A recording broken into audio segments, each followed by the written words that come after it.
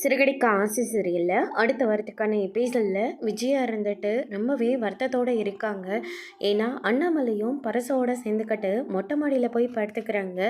முத்துவும் மீனாவை தேடிட்டு வந்துடுறாங்க. மனோஜ் இருந்துட்டு சந்தோஷ் கூட ஷோரூம்லேயே இருக்காங்க. ரவி இருந்துட்டு அவங்க ஃப்ரெண்ட்ஸ் எல்லாம் வந்திருக்காங்க ரொம்ப நாள் கழிச்சு அப்படின்னு சொல்லிட்டு அவங்க ஃப்ரெண்ட்ஸோடு தங்குறதுக்காக போயிடுறாரு. அதனால விஜயா வீட்டில் ரொம்பவே தனிமையில் இருக்காங்க. சாப்பிட்ற போது கூட வீட்டில் தனிமையாக தான் இருக்காங்க.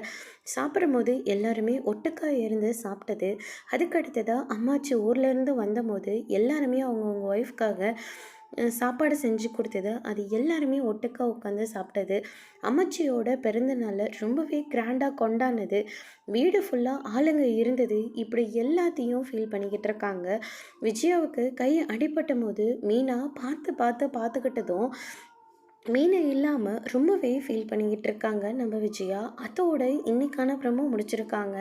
இனி சிறுகடிக்க ஆசையில் இனிமேலாச்சும் எல்லாத்தையும் புரிஞ்சுக்கிட்டு மீனாவை தான் வீட்டுக்கு அழைச்சிட்டு வரப்போகிறாங்களா இல்லையான்றதை வரப்போகிற எபிசோடில் பார்க்கலாம். தேங்க்யூ.